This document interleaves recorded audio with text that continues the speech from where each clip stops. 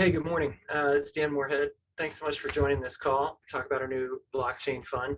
We have the whole investment team on with me, and many of whom will be speaking, but all of whom are available to answer questions. So use the Q&A box if you have questions. Particularly on the blockchain fund, but really anything on crypto. Love to help spur the dialogue and enhance education in the community. So feel free to ask questions as we go. We'll answer them real time, and then happy to stay on the call after the end of the prepared remarks to keep answering questions to make sure we get to everybody's. It's actually an absolutely fascinating time to be in crypto. Our firm's been in the space for 8 years. It's been interesting all along this, but now crypto's even part of the United States infrastructure bill that is being debated in the House and Senate right now. Actually got a call from a senator over the weekend to ask what we thought should go into the bill, which is a mind-boggling change for our industry. So we have a packed agenda. We have a lot we want to cover and talk about. So we'll kind of rip through a handful of big thoughts on the market itself and why blockchain is important. Specifically, what we see is the opportunity right now. And then go into investing in the space and the fund itself. The firm, for those of you who don't know, many of you are LPs, but many of you are new to Pantera. Was founded after I left Tiger Management in 2003. We managed $1 billion in normal hedge funds at the time. But in 2011, I got introduced to Bitcoin, and it took a year or two to get my head around it. But ultimately came to believe it was going to be the biggest disruption of this generation, and that it should be a very large position. So we launched the first cryptocurrency fund in the United States in 2013, and now manage $4 billion across a multitude of different funds. We have 4 main strategies. Each one's mutually exclusive from the others, and we've invested in bubbles at the absolute high. Our Bitcoin fund launched 8 years ago at the low of the last 9 years. So we kind of caught all the ups and the downs. And the average IRR, this is actually a typo on the screen, the average IRR is 104% across all of those different cycles. And that's essentially the best advertisement for why to have some exposure to the space is in 8 different funds, 8 different years, all kinds of crazy ups and downs. It can returns that are much, much different than you can get in normal assets. And again, I wanted to go to the next slide and highlight just kind of how we got here. After launching the first cryptocurrency fund, we also launched the first blockchain venture fund. And then my partner, Joey Krug, who is our co-CIO, did the first app on Ethereum. And in 2017, we did the first exclusively early stage token fund. So that gave us with 4 separate funds, and that historical legacy is great for some investors. Some investors want very specific exposure and then also want to have the liquidity that we pass through of the underlying asset. And our Bitcoin fund is daily liquidity with 0 lockup. So you can come in on a Monday and come out on a Tuesday if you want. Our hedge funds are quarterly liquidity. So you're not making a very long commitment to the space. Our liquid token fund is quarterly with only 65 days notice, and then our early stage token fund is quarterly with 12 months notice. So there is a little bit of thought there. But then it leaves investors that want essentially to allocate to the blockchain asset class as a whole, with the option of buying into all 4 of our funds and creating their own version of it. But on the next slide, we have a graphic of our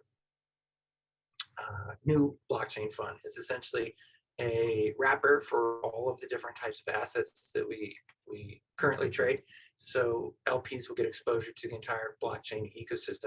And it has a couple of big advantages. One is we can kind of flow with the pendulum that swings back and forth between value. Sometimes tokens are really cheap relative to venture, and sometimes venture is cheap relative to tokens. And over the last 3 months, we've seen a great example of this.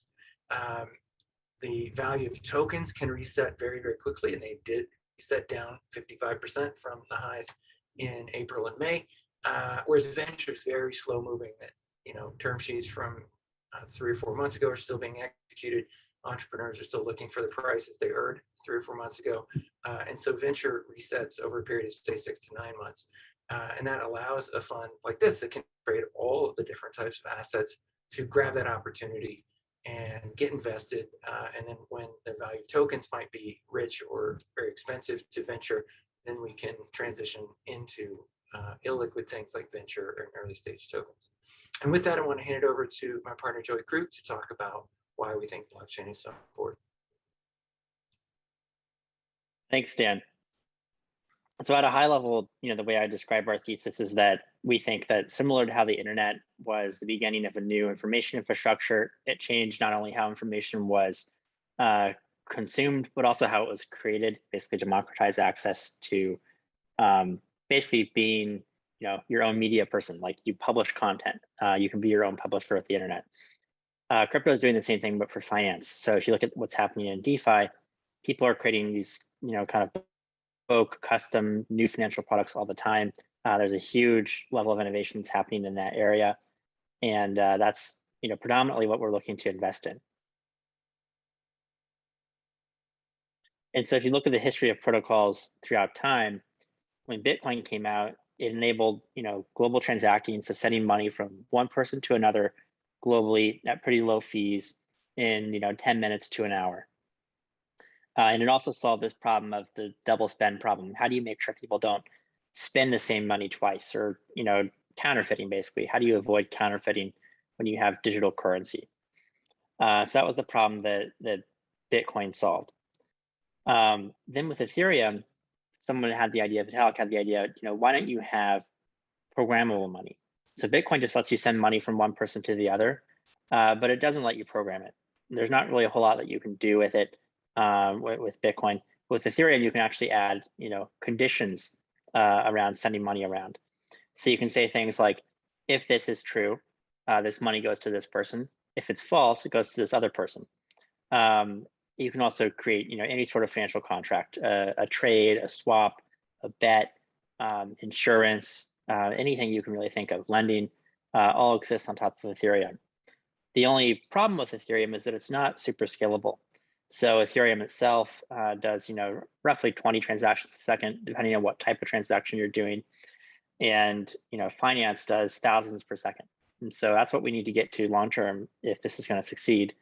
And so there's a bunch of different approaches towards doing that. One is Ethereum's own Ethereum 2.0 project to basically scale Ethereum using things like sharding and this tech called rollups. Another is something like Polkadot, which is another blockchain built by the former CTO of Ethereum, which is much more kind of scalable from day one. And so if you look at what things people are building in this sort of new parallel decentralized financial system, we think there's really kind of 5 main components of any financial system. And then there's obviously a lot of things that get built around those 5 components. But the 5 things are a unit of account. So you need some sort of stable currency to denominate commerce in or trade. And globally today, that's basically the dollar. Days that was Bitcoin. At this point, actually, most people in crypto are trading against stable coins. So they're trading against things like USDC, Tether, DAI, basically things that are pegged to the US dollar. Exchange-wise, you have decentralized exchanges that allow you to trade assets with no middlemen. So things like Uniswap lets you trade, ETH for USDC, or USDC for MakerDAO, and they let you do this in a way where there's no middlemen. It's much cheaper, and often there's actually much more liquidity. There's some days where there's more liquidity on Uniswap for ETH USDC than there is even on large exchanges like Coinbase or Kraken, et cetera. The last 3 are lending and issuance. So you need debt. You need to be able to borrow and lend. Protocols like MakerDAO, Compound, Aave enable this. Nobody's really figured out how to do uncollateralized loans yet, but I think that'll eventually happen as well. And then the last 2 components are margin and leverage. Margin and leverage are pretty widely used in DeFi at this point. I remember a couple of years ago when we had talked about this slide, we'd say, margin leverage is a very hard problem. Nobody's really solved it or figured it out how to do it in DeFi. I'd say at this point, it's mostly been figured out. especially as the space has started to scale. It's much easier to do things like liquidations if someone's position starts to get close to being underwater in a system where there's scalability versus a system where it takes 30 seconds for a transaction to go through. And so now that things are migrating to layer twos, you see pretty sophisticated margin and leverage systems live in DeFi today. You have things like perpetual protocol, things like DYDX that let you basically go long or short assets like Ethereum. And they do it in a way where you can do it on leverage and basically on margin. And if it starts to drop, your position gets liquidated, and that market's actually pretty efficient at this point. But in the old days, it was much more difficult to do. And so if you look at the DeFi ecosystem, you basically have a few different layers. If you think of tech in general, people always talk about the stack. What does that really mean? Well, it's just like literally a stack of different pieces of technology that all kind of interact with each other, all the way up to the very top is the thing the user sees, and the very bottom is something that only really developers see. And so at the very bottom, you have blockchains themselves, Polkadot, Ethereum, Near, Cosmos, Bitcoin. Then one layer up from that, you have kind of critical infrastructure, things like oracles that get you data about the real world into the blockchain. One layer up from that, you have other protocols, things like lending protocols, decentralized exchanges that we talked about. There's also other types of protocols, things like protocols for synthetic assets, things like Mirror, which basically let you speculate on the value of things like the price of Tesla or the price of Google or the price of the yen, things like that. And they're purely synthetic, they're cash settled, and there's a protocol for that. If you go a layer up above that, you have other exchanges that kind of do similar things that have sort of more kind of a user-focused UI. And then at the very top, you have what are called aggregators. So if you think of something like Uniswap, some users go to uniswap.org and go to use the UI and actually use Uniswap directly. But other users use it through what's called an aggregator. And that might be something like 1inch or Matcha, where you go to their site and you say, I want to trade 1,000 USDC and buy ETH. So I want to buy $1,000 worth of ETH. And what they'll do is they'll route it across all the decentralized exchanges to get you the best price, best execution, like a broker would in traditional finance. And so those users may end up using Uniswap, but they're not actually going to Uniswap directly. I think long-term, that's how most usage in the space will happen. They'll go through aggregators, they'll go through wallets, they won't go direct to the protocols. And then if you look at DeFi itself, it's a really rapidly growing market. There's two kind of main metrics that I think are good for tracking the space at a very high level. One is value locked in DeFi. The way to think about this is basically just how much capital is in this new financial system. And in January 2020, it was somewhere a bit under $1 billion, basically rounded down. This year, August or so of 2021, it's a bit over $115 billion. And then the other metric is to look at trading volume of decentralized exchanges. So how much trading is happening in this new financial system? And again, in January 2020, it was about $1 billion a month. Last month in July, it was about 56 billion. It's come off a bit after the big run up in prices and volatility back in May, but overall the growth is still really sizable, basically 56x from January 2020 until now. And with that, Paul's going to talk about some other areas of focus for the fund. Thanks, Joey. So I'll talk about a few different areas that we've invested into, starting with infrastructure. This is probably the hottest area that most VCs and traditional growth VCs are looking at right now. Basically, traditional equity investments that are providing services for consumers or institutions or developers to get into the space. And especially on the developer infrastructure side, we led the Series A in Alchemy, and I'm on the board. Alchemy provides nodes as a service, or basically helping developers run their servers to be able to interact with the blockchain and create the blockchain. And Alchemy is focusing on providing that basic infrastructure for all developers and enterprises to interact with the blockchain. But down the line and in the future, they look to continue to provide more developer tools and APIs to really make it very easy for anybody to get started and build on the blockchain. Really, right now, they service about 70% of the Ethereum ecosystem. They are also powering like 95% of the NFT applications on their platform. And beyond that, they're also moving on to other scalability solutions, both in terms of layer 2s and layer 1s. You know, we led the Series A. They just recently raised a Series B from Code 2 and Addition, an $80 million round at a $505 million post-money valuation. So there's a lot of interest in working with and also investing into Alchemy. So we're really excited about that one. One of the first deals that I did at Pantera was into a company called Veeam. Veeam is basically Venmo for business-to-business payments, focusing on small and medium businesses, which is about a $50 billion market in terms of payments.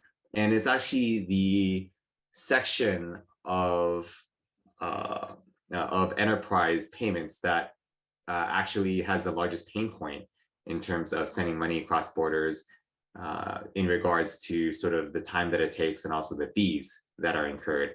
So Veeam makes it really easy to send money across borders from business to business, and they do so using Bitcoin and cryptocurrencies in the back end. So making it easy from that local fiat to crypto back to local fiat conversion. And we led the seed round. They've raised subsequent rounds from Kleiner Perkins, Goldman Sachs, et cetera. In terms of exchanges and brokerages, the most interesting geography right now is Latin America. There's been a lot of growth in Latin America due to sort of macro and pandemic circumstances. And so in Latin America, actually stablecoins has been extremely popular for, you know, store of value and for payments.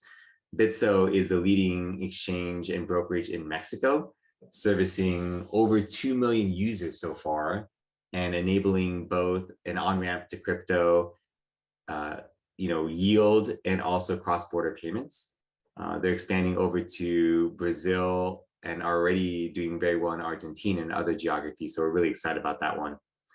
On the enterprise side, Joey's mentioned that there are different ways to scale blockchains right now. You can build your own blockchain that competes with Ethereum, or you can focus on a project that helps to scale Ethereum. That's what Off-Chain Labs does. It provides a scalability solution off of the Ethereum blockchain. And basically, it is now launched, and they are in sort of private beta working with some top companies like Reddit.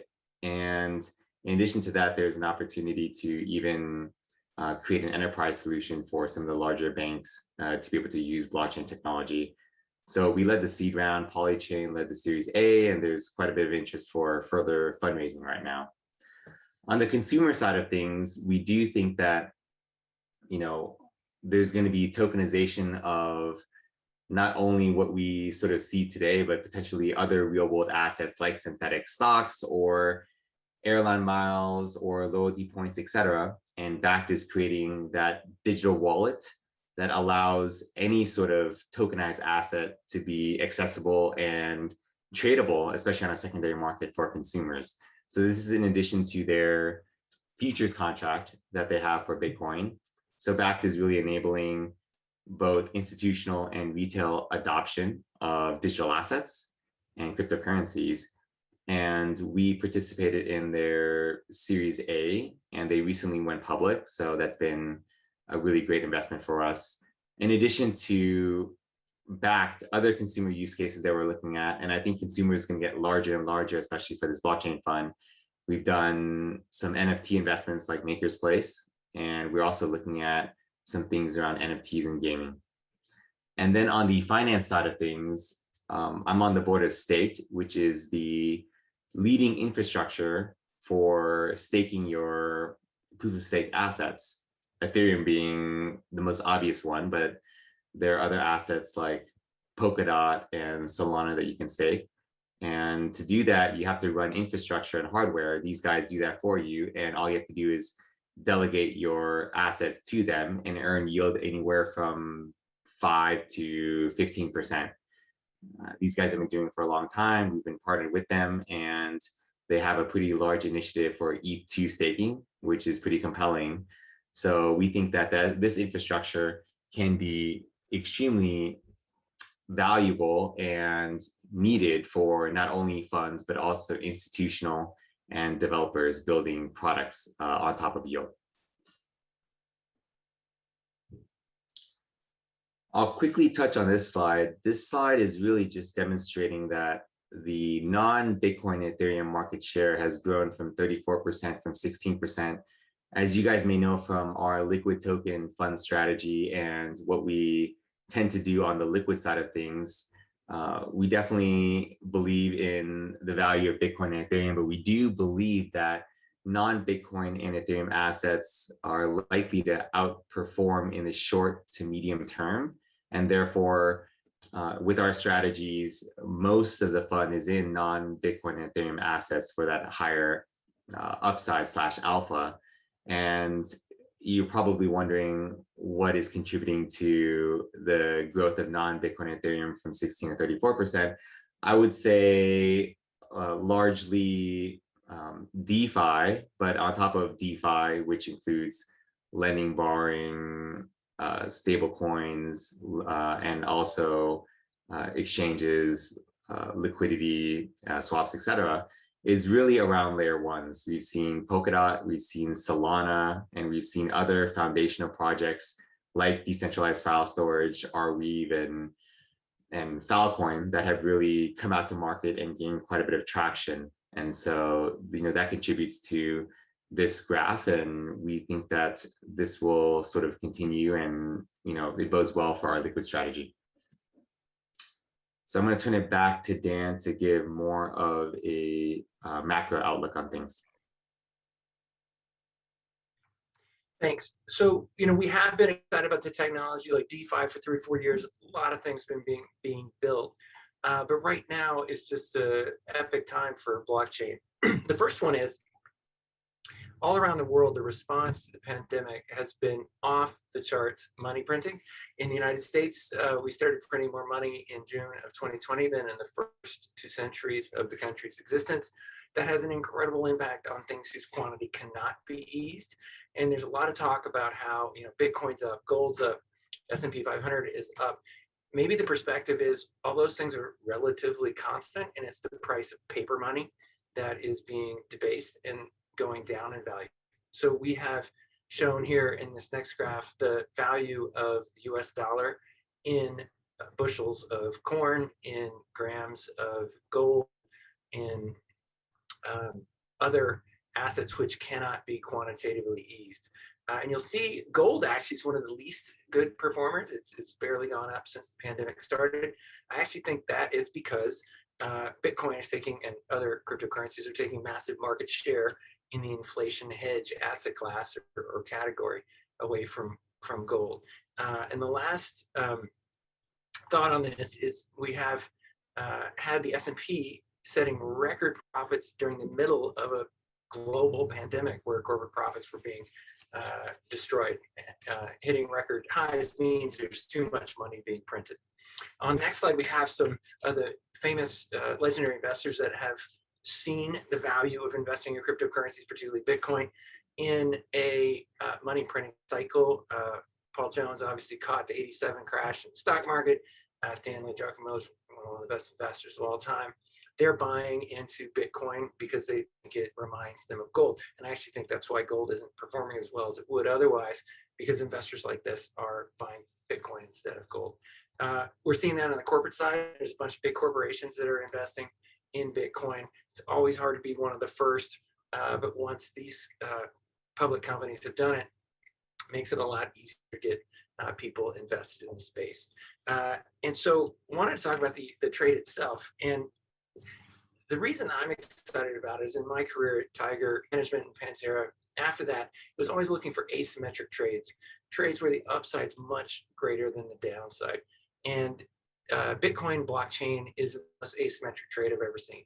It is disrupting dozens and dozens of different markets. A few of them are shown here on the screen. And the important point is they're all by far the biggest markets on earth. Global payments, gold, wealth storage, even money. People don't think much about money in the developed world, but after all the money printing that's going on now, I think people will think a lot more about money. So what has that done in terms of an opportunity for investment in a portfolio? Bitcoin, like any disruptive technology, has an almost vertical price graph if you graph it the normal way with a normal scale. But if you graph it logarithmically, it shows actually fairly consistent compound annual growth rate. Bitcoin has grown at 233% for 11 years. Certainly it's had a couple bubbles, it's had a couple big bear markets, but over long periods of time, it really does just kind of grind up. There actually hasn't been any 4-year period of time that Bitcoin has gone down. So it's been an amazing performer over all that period. And the other reason one would want to have it in their portfolio is it has zero correlation to anything else. And that is really new. When I started out as a bond trader in the 80s at Goldman Sachs, I just thought about bonds. I didn't know anything about equities. I didn't know anything about commodities. I didn't know anything about anything else in the world. I just came in and traded bonds. Portfolio theory was so successful that we now all essentially have the same portfolio. And so when one thing goes down, everything goes down. Bitcoin is one of the only, well, it's the only $2 trillion thing on earth that has zero correlation to everything else.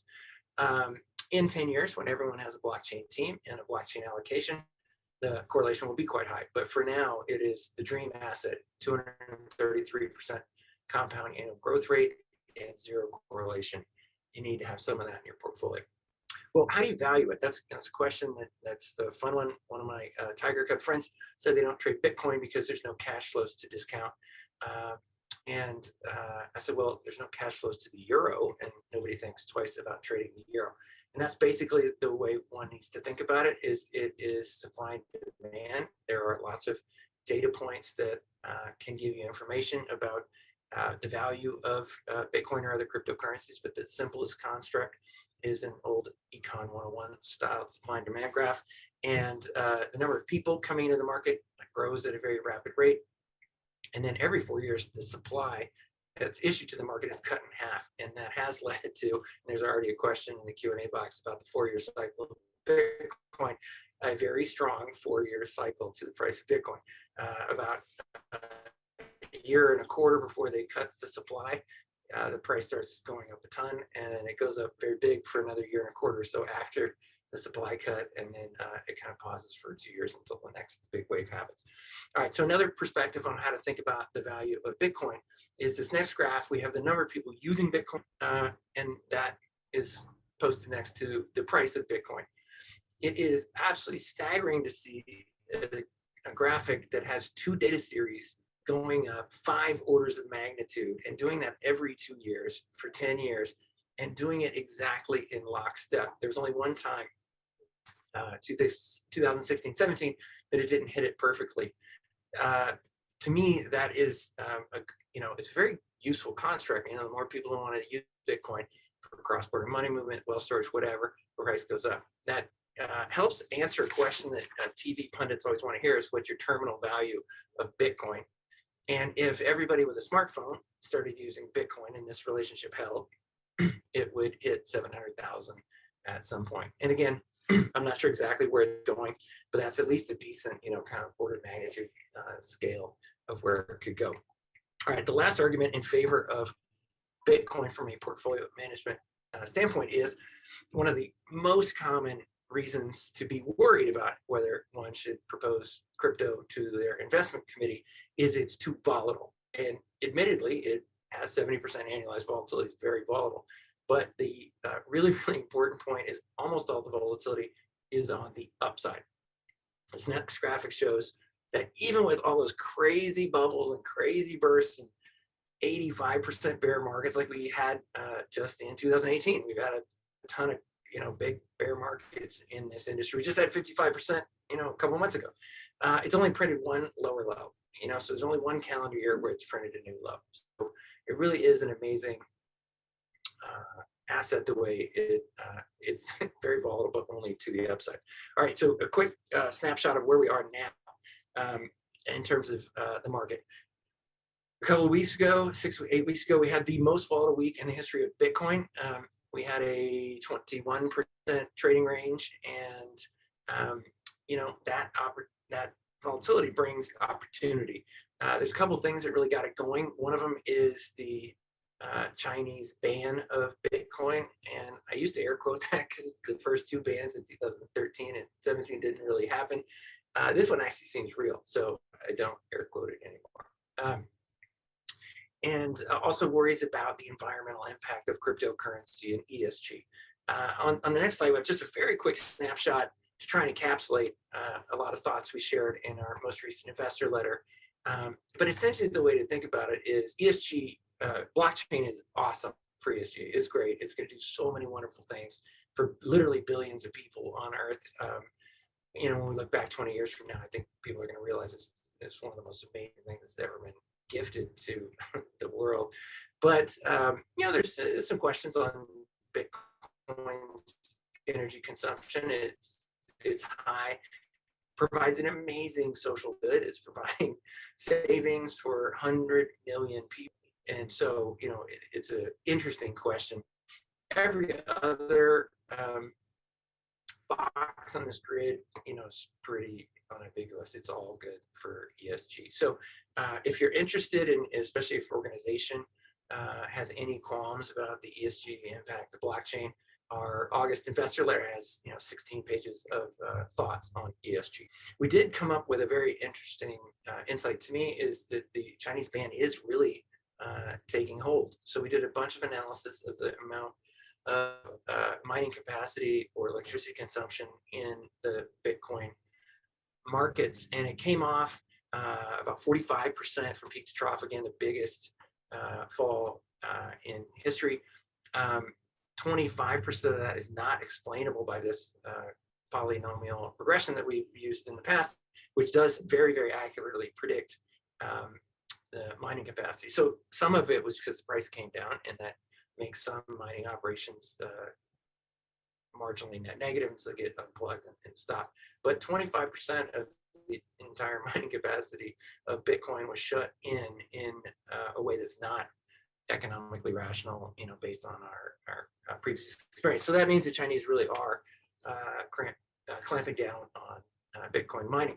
That actually has no real impact on the Bitcoin ecosystem. It's still doing the same number of transactions, still same security, all that. It just means that that value, and there's $2 billion of value there, is going to go offshore from China, go to some other country. And in most countries, they're using at least 50% renewable energy, so it's probably much better for our industry. All right, so where does that leave us on price? Bitcoin has had all these wild cycles, but right now we are 32% cheap to its 11-year trend. So, people have been asking for 8 years whether it's a good time to buy Bitcoin, and I say yes. It's always a great time to invest, but this is a more attractive time than most. A very small percentage of the time it's been below this. We actually did a histogram of our own inflows into our Bitcoin fund, and the percentage of time that Bitcoin spent in each of these price buckets is here in gray. It's normally distributed, as you'd imagine, and always kind of near the trend, and then sometimes very far away, but not very often. And the gold bars are the amount of inflows we received into our Bitcoin fund. And those have actually been very pro-cyclical. Just like everybody, when the market's at the absolute high and Bitcoin's on TV, 24/7, it's really easy to get fired up and want to buy some more. I've done it myself. And our inflows have been very skewed to when the price of Bitcoin is way above its historical trend. And then when it's very cheap, like it is minus 36 now on the left side of the graph, not that much money comes in. So it's just a reminder that you kind of have to take advantage of these big downswings in the market. Okay, so that brings us to the current fund. The current fund can do that. It can take advantage of the big swings in the market. We can invest in liquid tokens when they're cheap, like they are right now, and then over the next couple of years, when liquid tokens hopefully get back to being very expensive, we can sell those and use the proceeds to invest in venture equity and in illiquid early stage token deals. Our fund is the terms are on the next slide, where we are targeting 600 million. It'll be about 40% in venture equity, probably 30 or so, 35% in early stage tokens, and then the balance in liquid tokens.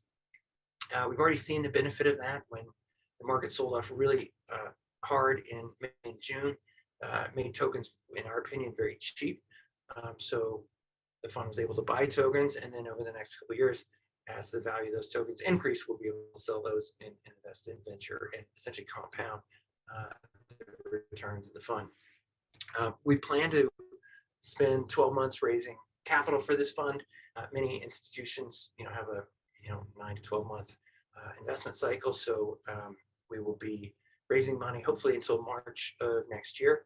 But we're able to do over half of the target in our first closing on July 1st. With that, I want to hand it back to Paul to talk about the fund itself. Thanks, Dan. So I'm going to talk about the venture equity strategy and the early stage token strategy. I'm going to start off with each of these next two slides by talking about, sort of how it fits in with the larger fund and so, sort of why the allocation size for each strategy makes a lot of sense. And starting off with the venture equity strategy. So, this is going to continue to invest into early stage projects, anything from seed to Series A. But now I think as the industry has grown in terms of number of companies, it's also grown in terms of maturation. And we're starting to see some of these Series A companies mature to Series B and C rounds. As I was talking, I just saw, a growth stage round where FalconX, raised that, over $1 billion valuation. So we're seeing now hundreds of millions to billions of dollars in valuation, and we're starting to see some companies skip from C to Series B. And, for us, we want to continue to focus on the early stage, but be able to opportunistically invest into some Series B deals. Actually, a deal that is in our pipeline right now is in the, I call it sort of Series B stage, where we would be investing closer to $15 million. Outside of that, most of these deals will be in equity, and they will be focused on some of the same areas that we've been investing into, infrastructure, payments, but we'll probably see a bit more on consumer and a bit more in terms of investing into other types of infrastructure in other geographies. I think those two trends will increase a bit for this new blockchain fund. And if you estimate that 40% of this fund will be in venture equity, 240 million is only a slight bump up from our venture fund 3, which is 175 million. So I think we're in line with the growth of the industry. In terms of early stage tokens, we are investing into early stage projects before they actually launch their token on a centralized exchange or decentralized liquidity avenue, decentralized exchange. So the way that this looks like is the industry is changing. We are seeing smaller rounds and more rounds before companies do go public. So I would say anywhere from 1 to 2 million initial round to maybe 5 to 15 for that second round, and potentially even skipping both of those rounds and going to a $100 million round for some companies that have been centralized for a while and are thinking about adding a token to their product or company. So I think for us, like, as long as we focus on pre-launch token projects, that's kind of where the most upside will come from. Once they actually go public, usually there's quite a bit of a multiple that gets layered on top, especially during a bull market. And so continuing to focus on the first and second rounds, seed and Series A's. But we are going to see some of these growth rounds happen, especially for, let's just say, a large centralized exchange that decides to launch a token and already has a valuation that may be in the hundreds of millions to billions of dollars. And an example of that would be Bybit. We invested into the BitDAO, which is a DAO that is being sort of led by one of the largest centralized derivative exchanges in the world called Bybit. And we invested, in a pretty large 8-figure size into that investment. So there's going to be an opportunity to put some scale into early stage tokens. And if you estimate that 30% of this fund will be in early stage tokens, 180 million, especially where our current early stage token fund is at over $1 billion, I think we'll be able to find some great opportunities there. I'm going to send it back to Joey to talk about our liquid strategy. So thanks, Paul. So on the liquid side, the high level is that we're going to offer actively managed exposure to liquid assets in the space, predominantly things in the top 75 or so by liquidity. That's the main metric we look at for like what's in our investable universe. And we're trying to build a portfolio surrounding the space. We do also do trades, things like trading around, BTC and ETH dominance. But I say outside of that portion of the portfolio, the rest of it is predominantly DeFi focused. Of the liquid token strategy, it'll be roughly 30% of the target capital raise on a $600 million fund. That would be about $180 million. And I would say, Pantera's background in the space gives us an advantage when it comes to trading. Dan, our founder, he's the head of global macro for Tiger back in the 90s. And so, we bring a lot of that DNA and way of thinking about trading, and when it comes to, soliciting picks from people in the fund on the IC, for what sort of positions we want to own, when we want to take things out of the portfolio, add new things to the portfolio. I'd say if you look at the core of the strategy, it's predominantly looking at buying things with those strong fundamentals, pretty quick growth, strong teams, adding sort of a technical overlay to that. So we like to buy things when they're, undervalued, try to de-risk them some when they're overvalued.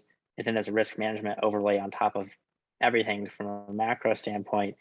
And I think the way to describe the risk management is we're trying to take de-risking trades we think have a really high win rate. So if you look at crypto, the analogy or story I like to use is, the best 5 days of ETH drive over 75% of the performance. So you don't want to the market too much, at least where we are now. 10 years from now, it's going to be totally different. You'd want to run a 100% long short book. That's not where we're at today. You want to be long biased. And when you do de-risk, you want to think, 7 out of 10 universes where I de-risk, the market should go down. We're not trying to de-risk when we think we have a slight edge, thinking the market might go down. And so what that means in practice is we'll catch some of these de-risking swings and we'll miss some of them. We're not going to catch every downswing in the market. And so if we go to the next slide, we can look at why we invest in certain projects. And so on the left, you can see the thesis that we mentioned at the beginning. That sort of is kind of like a cornerstone for how we think about everything else. But I would say when looking at individual projects in specific, the first 3 are actually true across all the strategies. We're looking at the team. We're trying to invest in world-class teams that can execute very quickly and consistently iterate on product. I think that's actually like the most important thing with any investment is how fast can the team move? How fast can they make changes? When they realize that something's not working, do they double down on it and keep trying to, go through something that doesn't actually make sense, or do they like iterate and modify their product to make something that actually works? So basically, what's their kind of velocity is sort of the main thing. And the other thing that's really important in crypto is community, because crypto projects have really sizable communities, and user engagement is pretty proportional to how large the community is. That's how you're going to build awareness, especially in a market where there's thousands of cryptocurrencies, and you have to have something that gets you differentiated. And so like one way to differentiate is on product, but another way is if you have really strong community builders as part of your team. great example of this is like if you look at Chainlink, like their community is massive, um, and so community is really important in crypto. That's why like I think Ethereum won and got so much traction and developers building on it. There were a lot of people trying to build smart contract platforms. Ethereum obviously had a pretty good product, but it also had a strong community of developers around it, and I think that's really important. The third thing is valuation. So we're not the type of investors who would buy something at a really crazy price because we think it's attractive otherwise. Instead, we're pretty valuation sensitive. We like to pay fair prices for deals or things that are pretty close to fair price. Obviously, we don't try to over optimize on valuation. If something's 30% too expensive, we might still do that deal because we think it has really high upside in the long run. But we wouldn't pay multiples of what a company's worth in FOMO into it. That's not really our model. And then the very last thing, which is more specific to the liquid token fund on the trading side, is technical analysis. This is looking at data to try to predict how the price might change on a shorter time horizon. There's two things we use this for. One is for when deciding, we have a list of positions that we think are attractive at any point in time. But if they're unattractive from a technical standpoint, we might hold off on buying them. So that's one scenario. The other scenario is kind of for the more macro de-riskings of the portfolio that I mentioned earlier. We use technical analysis to try to decide whether we think the market has, broken some fundamental trend or whether it's regained support, above some key support threshold where the market can then resume upward and is bottomed where we'd want to buy back. And Paul's going to talk about our edge. Thanks, Joey. So, when people look at Pantera and choose to go with us, I mean, there's a few different things that they look for. And number one, it's the team, working with the partners and everybody else surrounding us, having one of the larger teams in the space, I think now approaching 50 people. We really do have expertise coming from Wall Street, technical expertise to be able to dive into scalability and how they should think about their architecture, security, et cetera. And then, experience around business operations, venture, and even sort of middle and back office, which can be helpful around how to position themselves to launch new types of products that would be attractive to retail and institutional investors. So, the team really collectively goes out there and provides value. And, we've even sort of structured ourselves to have a platform team, head of platform, a director of recruiting, and we're going to continue to hire to bring in-house a lot of the value-added functions around community and governance that are sort of necessary for token projects, especially to really sort of succeed. And so, really kind of bringing a services model and, pairing that up with sort of the infrastructure that we have to, execute on the trading aspect and even use a lot of the products and projects that are out there. And sometimes those lead to investments such as investments in prime brokerages, exchanges, custodians, where we are users of those products and can provide a lot of feedback and a lot of business development and traction for those guys. And it leads naturally to us wanting to have a little bit of investment and skin in the game to make sure that both parties are aligned. Outside of that, I mean, we're continuing to find ways to scale our network, making sure that, all of the thought leadership and all of the connections that we made within the last 8 years can really benefit our portfolio companies. So once a company enters our portfolio, they can easily network with other portfolio companies, but we're making sure that they can network with other VCs, other potential government agencies, enterprises, whatever is needed to really help them sort of scale on the recruiting and business development portion. In terms of deal pipeline, you can see that our deal pipeline has been very healthy and actually growing quite a bit, especially this year. Really just seeing that the top entrepreneurs in technology in general are coming to blockchain. I'm seeing a lot of my friends in traditional fintech and technology companies wanting to start to build on blockchain because of the the infrastructure that's being put in place, scalability, and the financial opportunity and disruption that could be had. So when a lot of VC firms are seeing that the top talent in their portfolio across all different sectors are looking at and moving into blockchain, we're seeing more deals than ever. We're seeing a bit more on the token side versus the equity side, but actually, I think we're going to see a rise back up in equity, especially as we start seeing more consumer use cases happen. In terms of things that are in the pipeline, I would say that we're looking at companies that range from optimizing yield on platforms like Uniswap to uncollateralized lending to regulatory technology, which I think will be more and more important, especially as fintech companies scale and reach the mainstream, and especially around crypto use cases and around sort of what's going on with regulations and knowing your customers and AML and fraud detection. And we also are looking at things around mining too.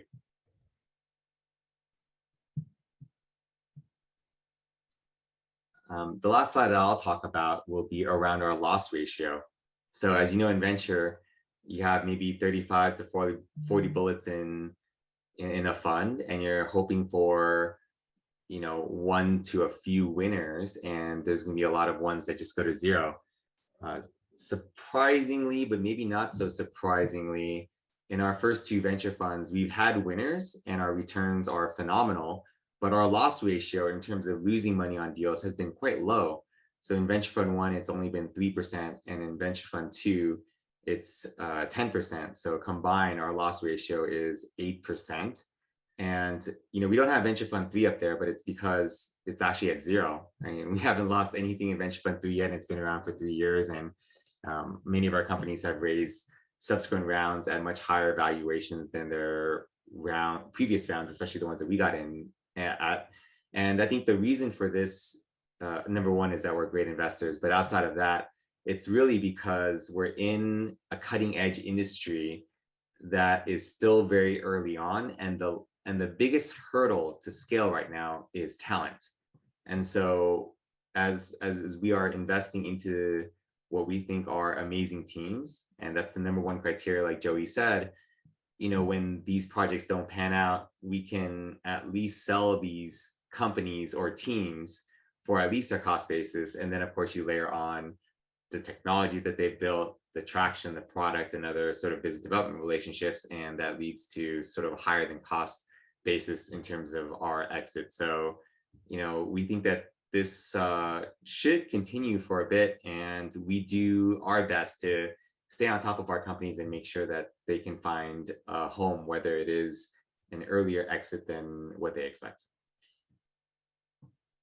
I'm going to turn it back to Joey for performance highlights.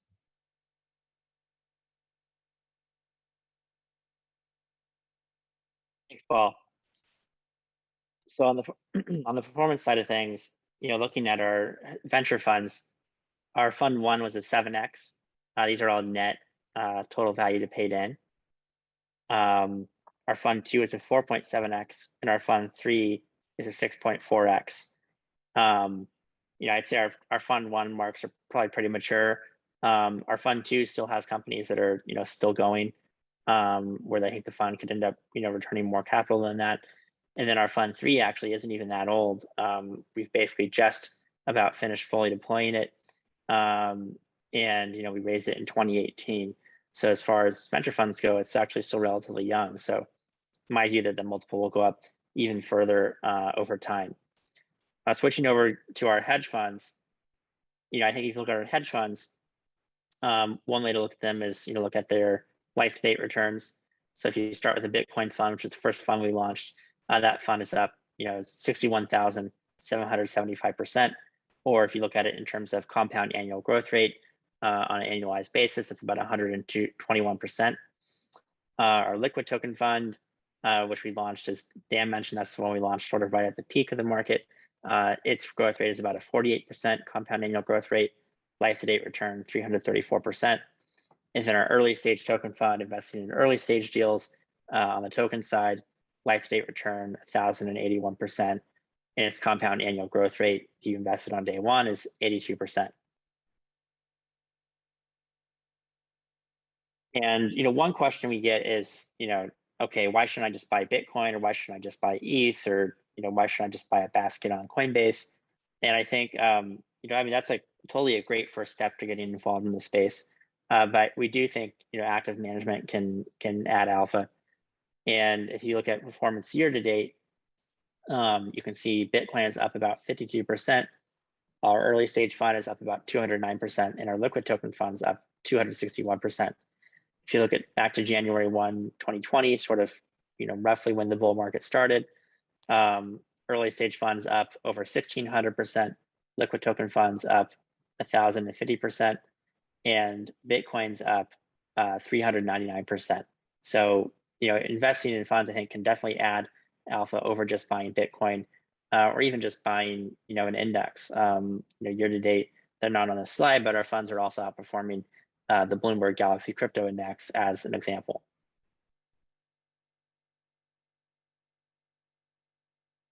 From the risk management side, I mentioned this a bit earlier. I think there's like three things that we look at from a risk management side, though. We try to really only reduce risk when all three of them align, so that we're taking trades with really high upside. And so the three things are, sentiment data, on-chain data, and technical data. And on the sentiment side, we're looking at things like number of followers to exchange accounts on Twitter, Google Trends, that sort of thing. It tends to be more confirmatory. Like, you can't really use it to predict where the market's going, but it can definitely predict or can show you what regime you're already in. So if you're trying to see, is this sell-off just a temporary thing, or is it kind of more going to be for a period of time? Well, you look at exchange followers to Twitter, onto their Twitter accounts. And there's a big drop off there, like it might be a bit more of a prolonged sell-off than a temporary one. On-chain data, we're looking at things like how much gains are the average Bitcoin holder sitting on, basically looking at their unrealized profits. Because if you imagine, say the market sells off 20% and the average Bitcoin holder is sitting on a 4.5x gain, they might say, okay, actually, I want to lock in some of my gains. So they sell more, which causes kind of like this recursive selling in the market.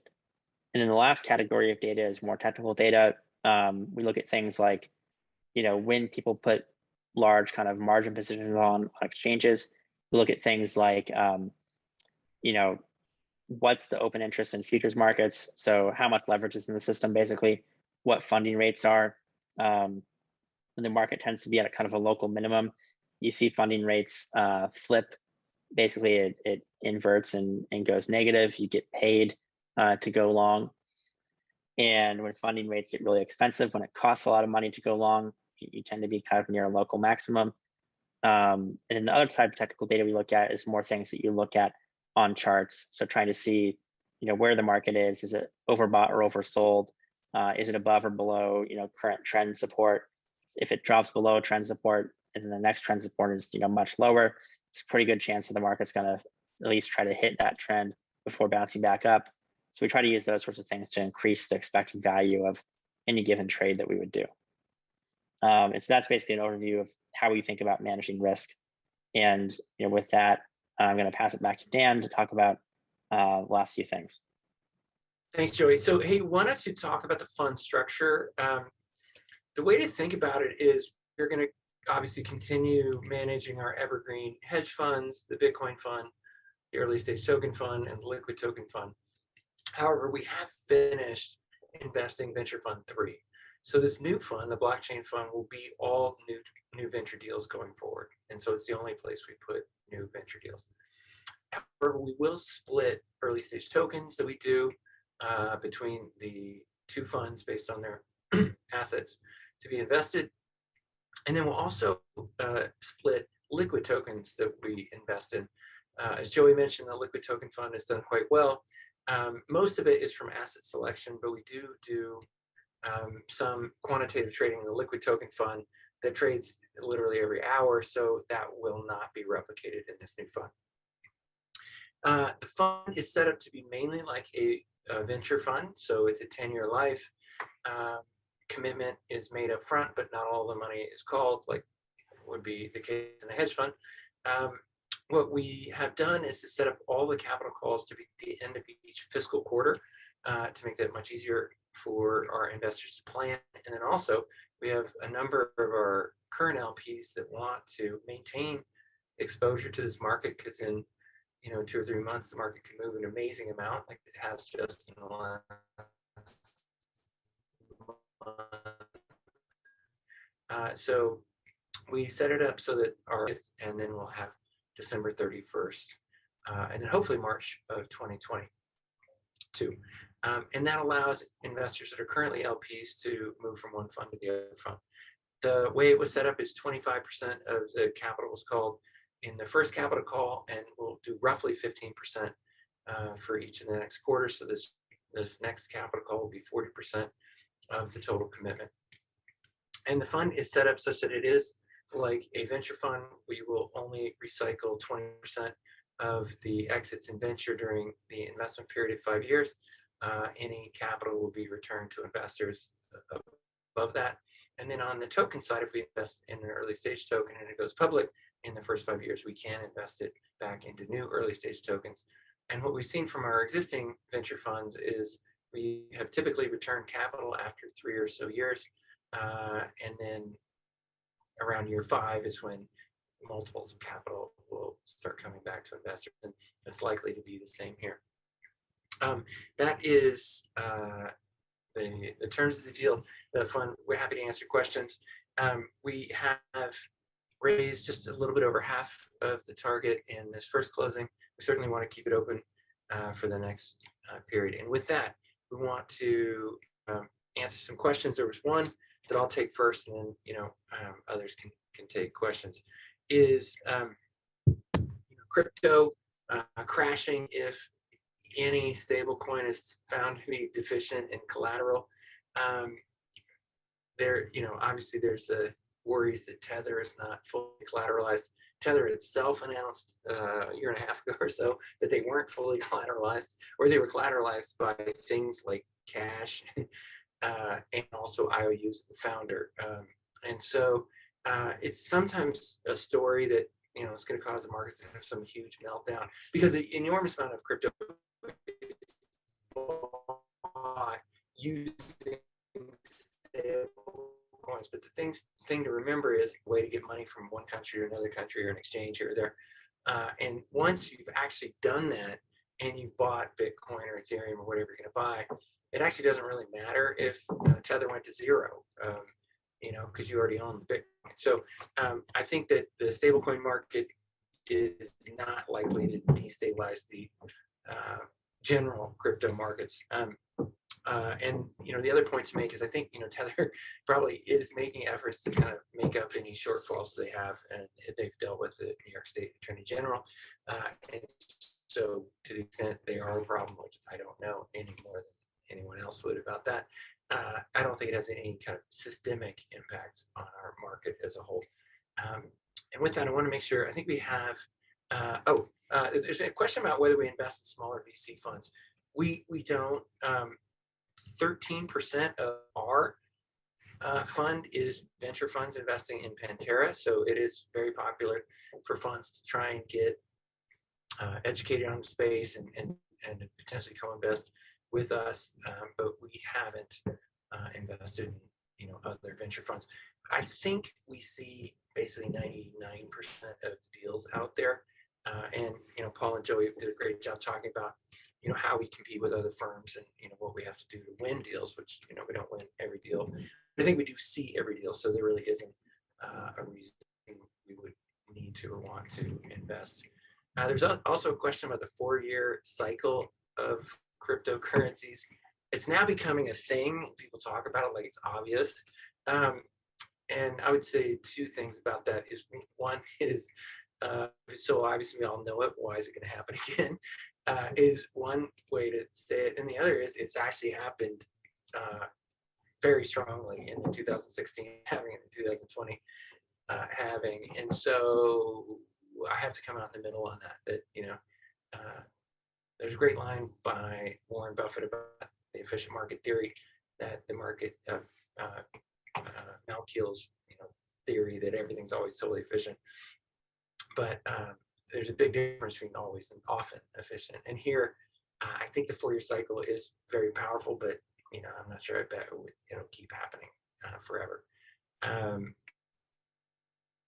And the question about time frame for crypto to disrupt digital payments and gold, that's a great question, and I really love it. Digital payments can take a long time because that system isn't broken, at least for us, me, in the developed world. I'm not sure where you all are participating from, but if you are in the developed world and you have a credit card, and it's Visa, MasterCard branded credit card, it's not broken. I actually get 1% cash back. I think it's awesome. So that is probably actually the last thing that one of the last things that blockchain is going to disrupt. And that's why we've never invested in a Bitcoin payment processor. There's been a lot of cool ones that have been attempted, but the credit card system set up in an ingenious way where the person who activates the transaction doesn't pay, or they don't know they're paying, obviously. It comes out of the bill somewhere in terms of the price they have to pay to the business they're doing business with.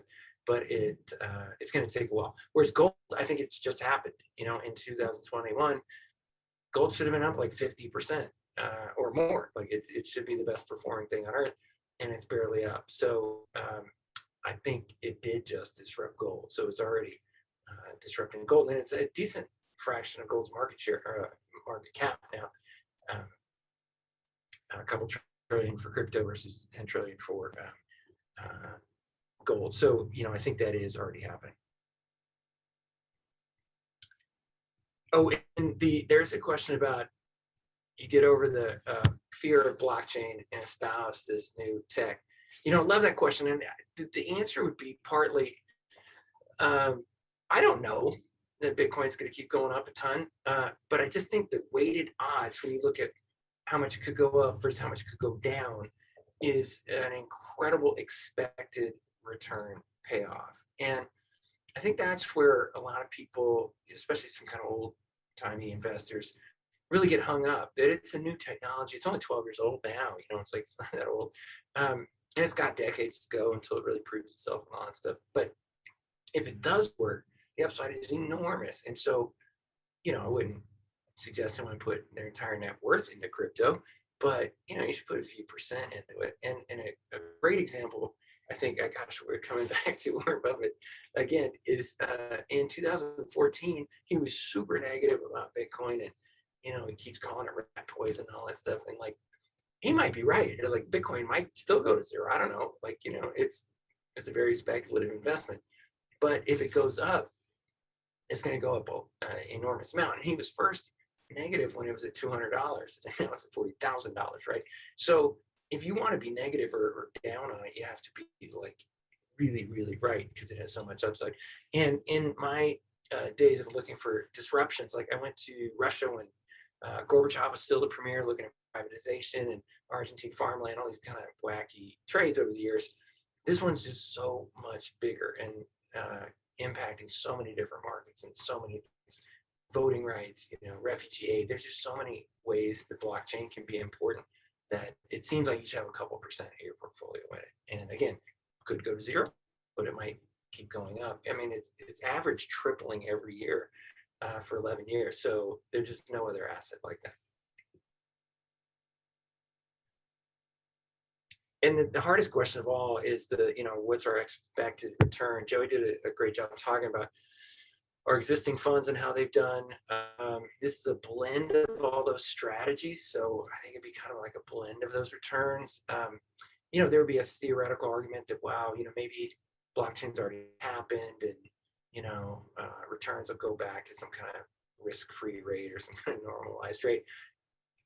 I think we have like another couple decades to go. I mean, I think we're very early in this. People often say it took the internet 20 years to happen. The internet's 50 years old now, right? Like TCP/IP started in the 70s, and it's still producing incredible returns for internet companies. So I think you can see a long time for funds to keep having similar performance. And there's other great firms in our space. It's not like Pantera is the only one, but people in the blockchain ecosystem, I think, are going to still be able to have, really outsized returns for at least another decade. I think it is a long, long time. Yeah, to add on to Dan's point, one way to think about how far we are in that journey is how large is DeFi relative to traditional finance.